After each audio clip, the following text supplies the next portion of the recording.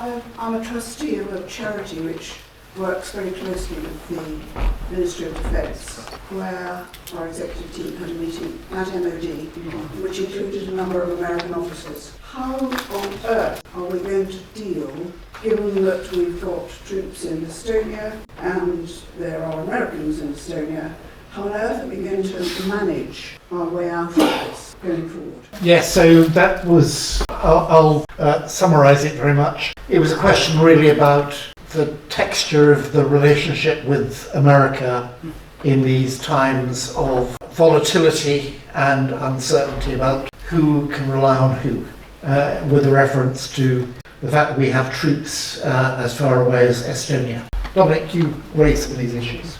I think it's important that we don't just say Trump is the United States. I think General Mark Milley, who had to ask Biden to give him a sort of preemptive pardon because he was concerned about being prosecuted by Trump. Because in Trump's first presidency as chief of the defense staff in the US, he had communicated directly with his Chinese opposite number to provide, I think, some reassurance when Trump was making one of his more bellicose and crazy statements in his first presidency. And my experience as chair of the Intelligence and Security Committee, you'll appreciate that the United Kingdom at the security level, I'll come on to defence in a moment, has a completely enmeshed relationship with the United States. I mean, it is so close that it doesn't require any politician to make it operate. It is multi-layered. We share and have shared intelligence of virtually every kind. For years, we cooperate closely, we are mutually interdependent. It has given the United Kingdom, without any doubt, a degree of influence and leverage and understanding of what's going on in the world, which is probably greater than any other country apart from the US itself. And our contribution has been particularly valued by the US, particularly the work of GCHQ, and is indeed an essential partnership. Now, clearly, if Trump is cozying up to Putin to the point where he sees Putin as his ally, that relationship is going to be in jeopardy. And equally, it's right to say that Trump could interfere with it, but it requires some quite active steps on his part to do it. But it's worth bearing in mind that in his first presidency, one of the key US agencies, the FBI, was almost destroyed by Trump because he resented so much that they had inquired into Russian interference in the US presidential election of 2016. And I remember going over as chair of the Intelligence and Security Committee in 2018 and meeting with the FBI, who were in a state of complete prostration and demoralization. They didn't know what was happening to them on one day to the next. That's the effect of Trump's nefariousness. And equally, I'm absolutely certain that the American military value our partnership. Admittedly, it is a very junior partnership compared to their clout, but they will be dancing on a tightrope and wondering what on earth is going to happen at any given moment from the US. Now, we can't control that. And coming back to the point I made before, it's why I think I'm certainly not critical of Keir Starmer. The idea that speaking your mind and bringing about a rupture, it may clear the air very quickly, but it leaves us, and indeed our European partners, in very severe jeopardy. So we have to try to manage Trump. And we can't leave out the possibility that he may be more manageable than we think. I mean, I think he's going to run into quite considerable difficulties over the domestic policies he's pursuing. So we could end up, if we can get through this period, with the United States, which is, if not a reliable partner, then a little bit better than it is at the moment.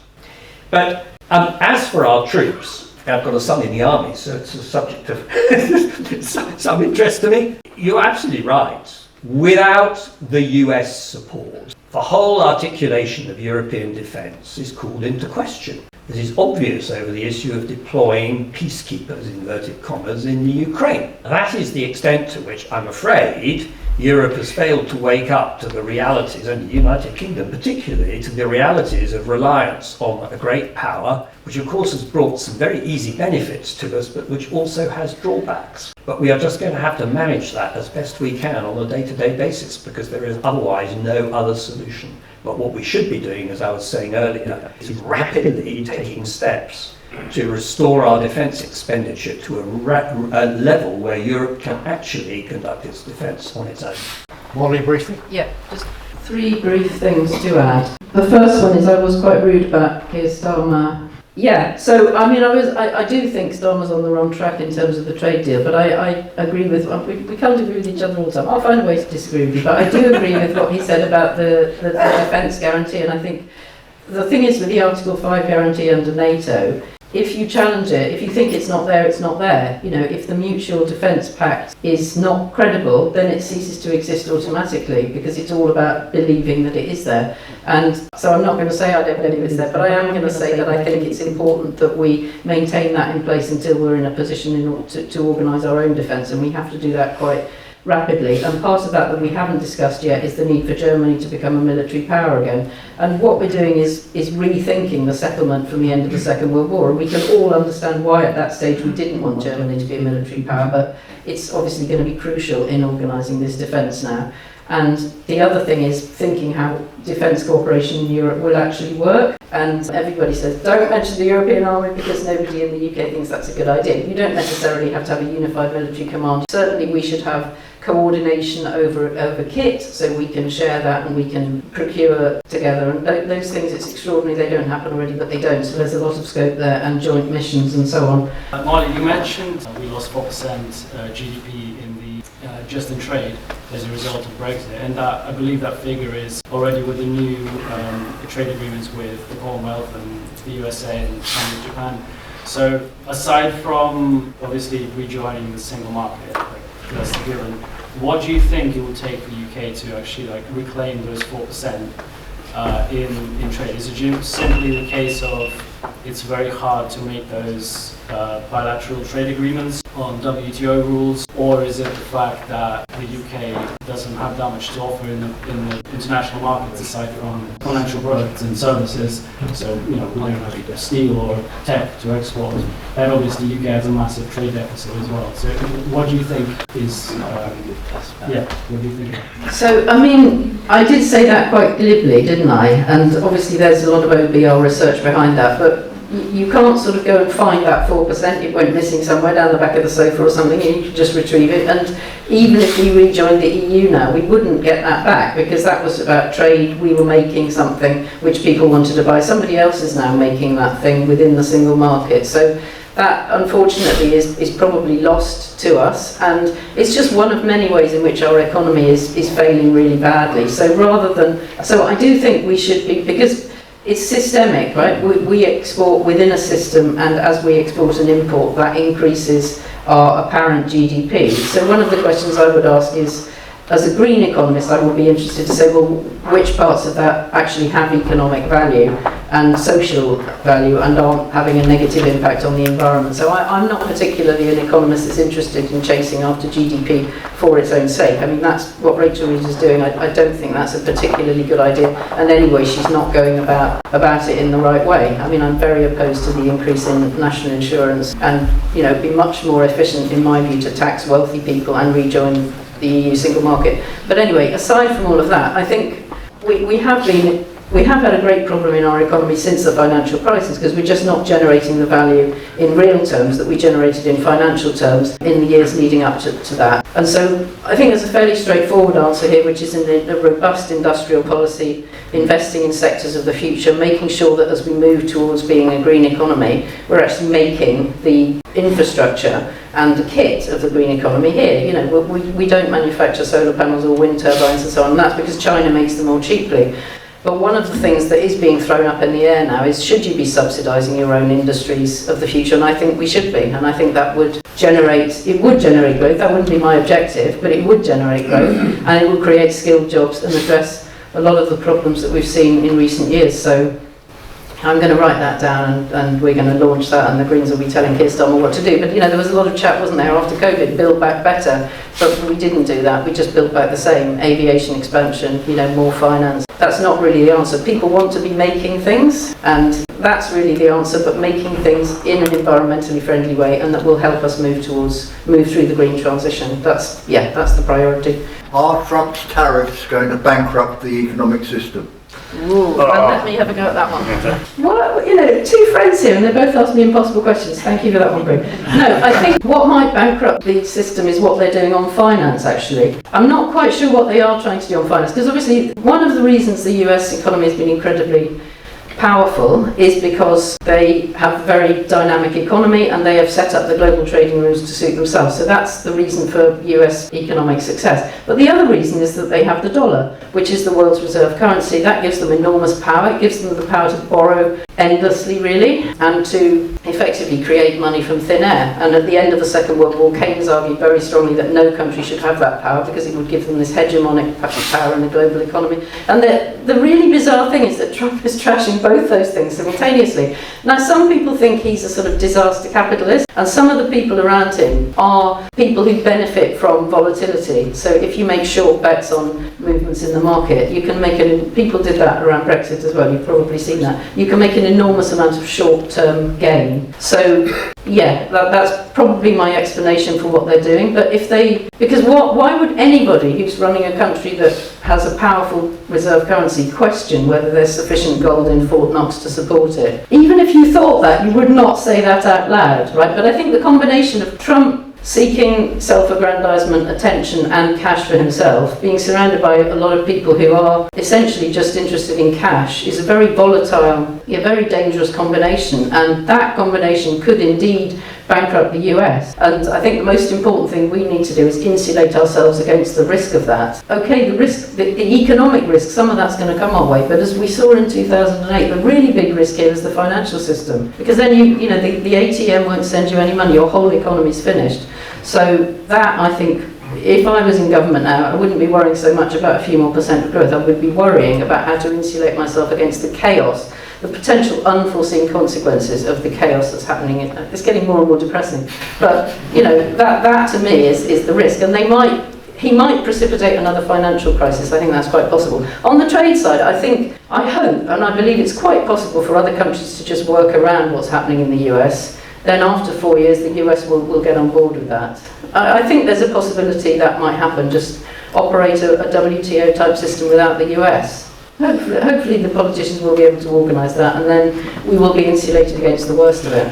And we will continue trading with low tariffs with each other, and everybody will benefit. I think that's quite possible. Dominic. Well, again, I don't think I'm going to disagree very much with Molly. I'm just going to say that ultimately this country has some inherent economic issues. The greatest one of which is that the expenditure demanded of government is very substantial and growing, and we have had difficulty throughout our modern history making ends meet. Although you can argue for higher taxes, but without doing that, you're having to borrow more. Clearly, coming back to the question before, seeing the margins, it's a bit like Mr. Nick Corber, isn't it? I owe 19 shillings and sixpence and I've got £1 happiness, and I owe I owe a guinea and I've got £1 disaster. Our economic life in most of my time has been on the knife edge between sustainability. It's been a problem for every single Chancellor of the Exchequer, and tipping it, and as you saw with Liz Truss, what happens when you try to ignore the markets and have an expanding economic policy without a tax base to go with it. And Brexit has damaged that, because the 4% has been critical in my view. It's not that we wouldn't still be having problems, we'd have plenty of them.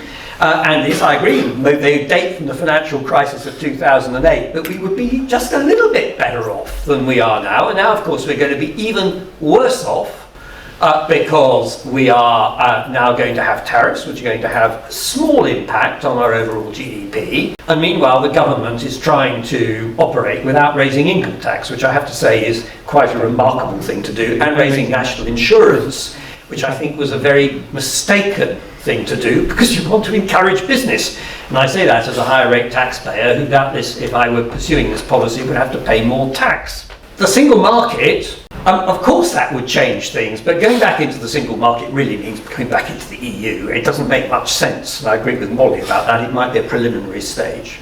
And as for the rest of it, I don't know if Trump's going to wreck the financial system. I think I defer to Molly, she's the economist.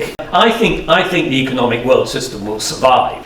What I think is much more interesting is whether, rather worrying, I think he's taking the US into recession, and I think he has the capacity at the moment to create a Black Monday collapse of the stock market. Where that then leaves him politically in the United States, which is a country which is very dependent on these things, I think is the fascinating issue. We will, of course, be damaged in the process. But I think in a funny way, it's the US I worry about more than us. Thank you. One of the points I think in relation to the issue that Molly raised about Trump, why on earth would he raise the Fort Knox thing, is that actually part of the coalition he's assembled is full of lots of people who believe in conspiracies. So we saw the who shot John F.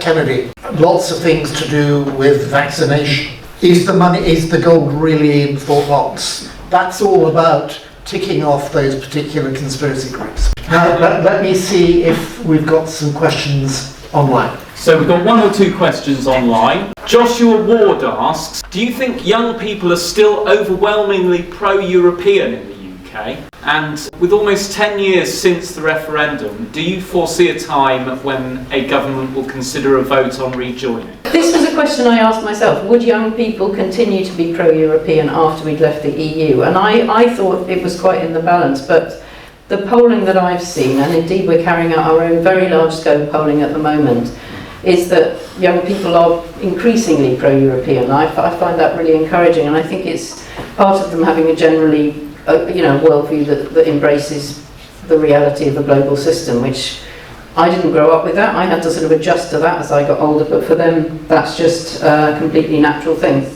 The question of whether we vote to go back into the EU, this is an interesting one. What's the strategy? Most people think we've made a mistake. But when you've made a mistake, you don't go and say, hey, made a mistake, going to change my mind now. Nobody wants to do that. So I think this is quite a ticklish thing, really. How do we as a country admit we've made a mistake and, make a collective decision? I think a referendum will be a disaster and everybody will be horrified by that. So I personally don't, referendums don't fit well in our constitution, and Germany doesn't have them at all. And there's a good reason for that, because they know from their history how divisive and anti-democratic they can be, and we saw that. So I think that would be a mistake. I think if it was in Labour's manifesto next time around, everybody would quietly just ignore that, say, yeah, well, that's going to happen, and we all know that's for the best. Some people wouldn't, some people would loudly oppose it, but there is a clear majority in this country now that we should be members of the European Union, and yeah, I would say we shouldn't have a vote to check out whether that's the case. That's not, we don't have a vote on whether we should have a Trident nuclear missile or whether we should have a policy of net zero. Parties write things in their manifestos, we vote for parties. I think we should do it in the same way. The evidence is pretty clear that young people are more favourable towards the European Union than some of the older generation, and that doesn't seem to have changed. It's also right to say, and we have to face up to this, that reform support is quite strong with 18 to 24-year-olds. And that is a measure of people's dissatisfaction and anger in the young, which I think we ignore at our peril. They want something to happen. They are not happy with the status quo. And that, I think, is the challenge, because when I say so, there's no reason why arguing against the status quo isn't arguing for the closer relationship with the European Union, but it shows how important it is that that case is made. And we do have a problem at the moment. It's not Molly's fault. In fairness, it's not her party's fault. But the three main political parties are extraordinarily quiescent on this subject. They have no coherent policy strategy to put forward because they are sitting like rabbits caught in the headlights. When's the person going to come along and say, excuse me, but there has to be a different route to the one we are just taking? Because the route at the moment is a wimple around the garden. You took us out of the house to take us to a bigger house, and we're living in the bus shelter. So, it's time somebody woke up, and I happen to think that, we can find some politician who can do this. I think this thing could take off. So just because somebody currently is saying, I think I might vote reform, I'm really unhappy, doesn't mean that they might not be a potential voter for a party that wants, in fact, a much closer relationship with the EU, or indeed to rejoin. President Trump said yesterday, I believe, that the US is $36 trillion in debt. Will anybody call in the loans, do you think? And where, I don't know where the debt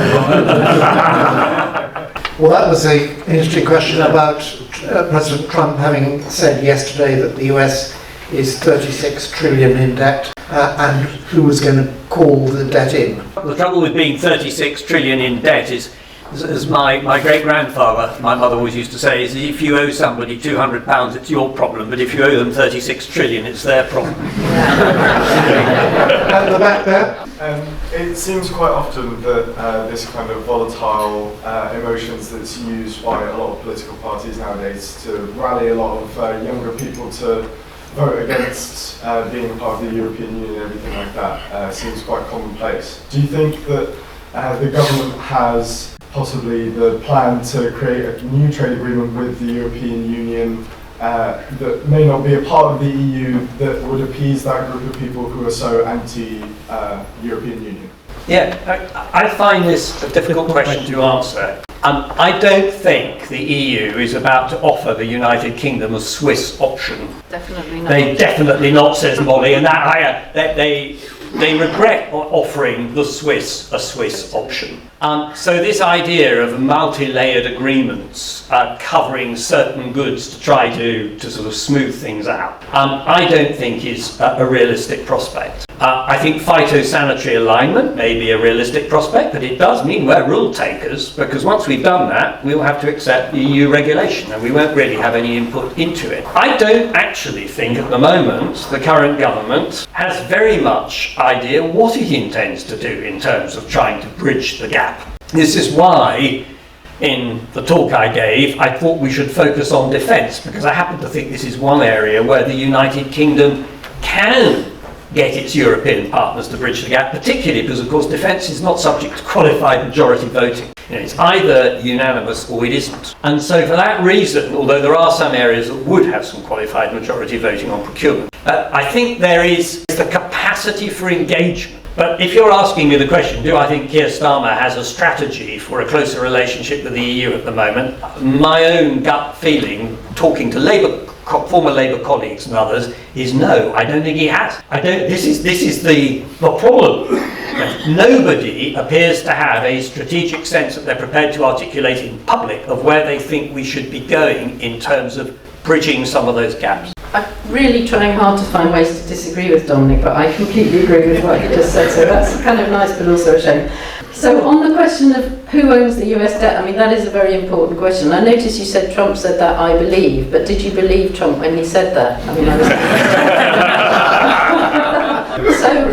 So I remember, I think it was, I can't remember which president it was it Obama when Clinton was Secretary of State, and as soon as he was sworn in, she immediately went to China, and I imagine she was saying, please don't pull in the debt, right? Because China has the power to do that. But as Dominic pointed out, they don't want to bankrupt the US economy because they buy so many of their goods. Or do they? So, I mean, I think it's an interesting question. And in fact, tomorrow I shall go and look, and I imagine, like in the UK, you can see who owns our bits of our national debt, and I think it will be very interesting to see that. But the answer is largely China, and that's the kind of weird relationship they've had because the dollar is this reserve currency.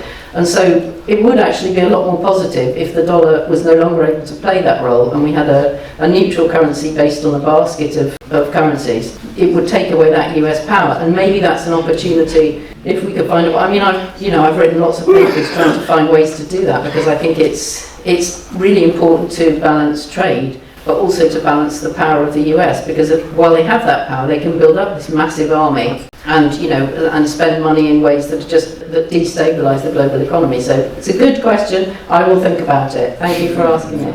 What about the question from the back there? That was what Dominic answered, wasn't it? Yes, well, what if you wanted to say anything more about that? No, because basically I agree. I mean, it doesn't, I mean, this idea of a trade deal, it's a bit of a misnomer, really. We've got a trade deal, it's called the Trade and Cooperation Agreement. That's going to be reviewed next year, but it won't be reopened. Just think how much time was invested negotiating that. I mean, they loathe that process, and they've got other stuff to do, so there's not going to be any way of opening that up, and if there were, it would be, okay, well, you can sell a little bit more here, have a little bit less paperwork, as long as you follow our rules. And it doesn't seem to me likely that Labour as currently placed would want to do that.